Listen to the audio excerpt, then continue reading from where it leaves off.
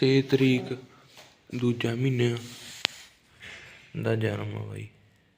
ਅੱਜ ਹੋ ਗਈ ਦਿਨ ਦੀ, ਅੱਜ ਕਿੰਨੀ ਹੋ ਗਈ, 3 ਤਰੀਕ ਹੋ ਗਈ ਭਰਾ, ਤੀਜੇ ਮਹੀਨੇ ਦੀ।